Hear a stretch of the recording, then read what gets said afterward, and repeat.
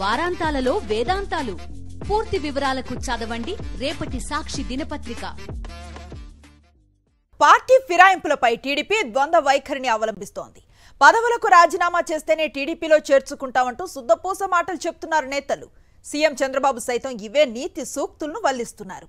బయటకు చెబుతున్నది ఒకటైతే చేస్తోంది మరోటి. రాజీనామా చేయకుండానే మేయర్లను చేర్చుకున్నారు టీడీపీ నేతలు. ఏలూరు మేయర్, కార్పొరేటర్లను టీడీపీలో చేర్చుకున్నారు నారా లోకేష్. వీరెవ్వరూ పదవులకు రాజీనామా చేయలేదు. అంతేకాదు ఒంగోలులో మేయర్, కార్పొరేటర్ పదవులకు రాజీనామా చేయకుండానే నేతల్ని టీడీపీలోకి చేర్చుకున్నారు. విశాఖలో 7 కార్పొరేటర్లను టీడీపీలో చేర్చుకున్నారు పల్లా శ్రీనివాస్. వీరిలో ఏ ఒక్కరూ తమ పదవులకు రాజీనామా చేయలేదు. అయితే మీడియా ముందు మాత్రం టీడీపీ ఎమ్మెల్యేలు సొద్దపూస కబుర్లు చెప్తున్నారు. రాజీనామా చేస్తేనే చేర్చుకుంటామంటూ గంటా, బుచ్చయ్య చౌదరి లాంటి నేతలు ప్రగల్భాలు పలుకుతున్నారు. టీడీపీ నేతల మాటలు చూసి జనం విస్తుపోతున్నారు.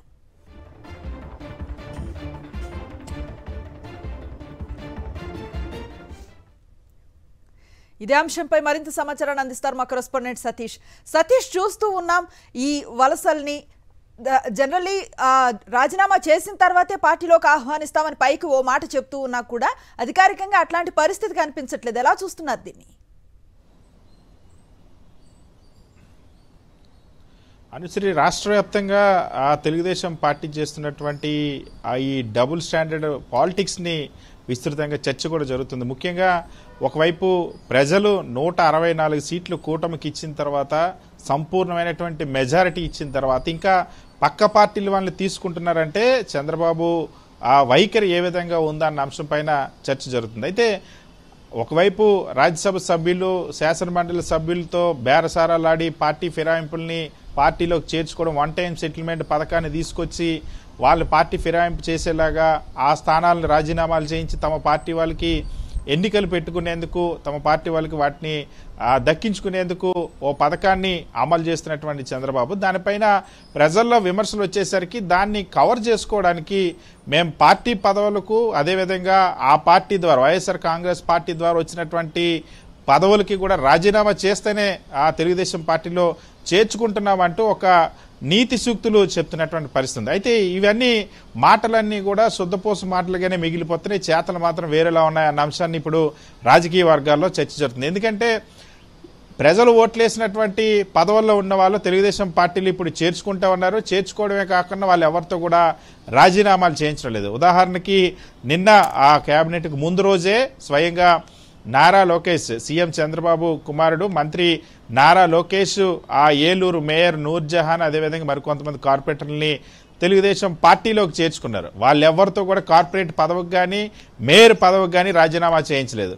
కానీ ఇక్కడేమో సీఎం చంద్రబాబు దగ్గర నుండి పార్టీలో వాళ్ళకి పదవులకు కూడా రాజీనామా చేస్తేనే తెలుగుదేశం పార్టీలో చేర్చుకుంటామంటూ ఆ నీతి వ్యాఖ్యలు చెప్తున్నారు. మరోవైపు ఇవాళ స్వయంగా మాజీ మంత్రి గంటా శ్రీనివాస్, అదేవిధంగా బుచ్చయ్య చౌదరి కూడా ప్రెస్ మీట్లు పెట్టి ఇదే ఆ శుద్ధపోసు మాటలు చెప్పారు.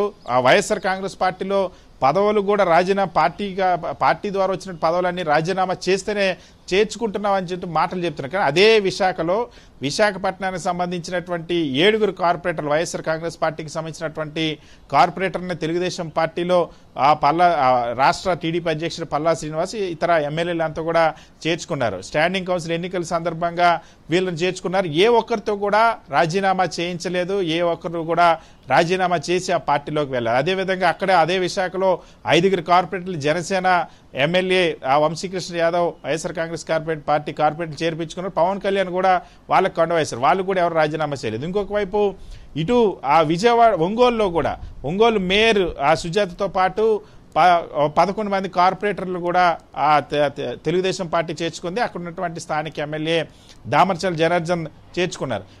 కార్పొరేటర్ని, మేయర్ని చేర్చుకున్నారు. కానీ ఆ మేయరు రాజీనామా చేయలేదు, కార్పొరేటర్లు కూడా రాజీనామా చేయలేదు. అలాగే విజయవాడ నగరానికి సంబంధించి కూడా రీసెంట్గానే ఆ ఎంపీ కేసినేని చిన్ని, అదేవిధంగా బోండా ఉమా వీళ్ళు కార్పొరేటర్ల 3 తెలుగుదేశం పార్టీలోకి చేర్చుకున్నారు.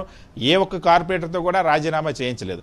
సో ప్రజాప్రతినిధులుగా వైఎస్ఆర్ కాంగ్రెస్ పార్టీ గుర్తుపైన ఎన్నికైనటువంటి వీళ్ళందరూ కూడా ఎవరు కూడా రాజీనామా చేయకుండానే పార్టీ కండువాలేస్తూ బయట మాత్రం స్వయంగా నిన్న సీఎం చంద్రబాబు ప్రెస్ మీట్లో చెప్పారు, పార్టీకి ఆ పార్టీ ద్వారా వచ్చిన పదవులకు రాజీనామా చేస్తేనే మేము తీసుకుంటున్నామని చెప్పాను. నిన్న అంతకుముందు వరకు అసలు వైఎస్ఆర్ కాంగ్రెస్ పార్టీ నుండి ఎవరిని మేము చేర్చుకోము, అక్కడ అంతా అవినీతి పరులే ఉన్నారు, మలినమైపోయి ఉన్నారని చెప్పారు. మళ్ళీ ఇప్పుడు అదే వైఎస్ఆర్ కాంగ్రెస్ పార్టీ నుండి నేతలందరినీ కూడా చేర్చుకుంటున్న పరిస్థితి. ఒకవైపు రాజ్యసభ సభ్యులు రాజ్యసభలో జీరోగా ఉన్నటువంటి తెలుగుదేశం పార్టీకి రాజ్యసభలో ప్రాతినిధ్యం కోసం అని చెప్పి రాజ్యసభ సభ్యులకి ఎరేయడం, బేరసారాలు జరపడం, ఈ వ్యవహారాలన్నీ కూడా నడుపుతున్న పరిస్థితి శాసన మండలిలో కూడా.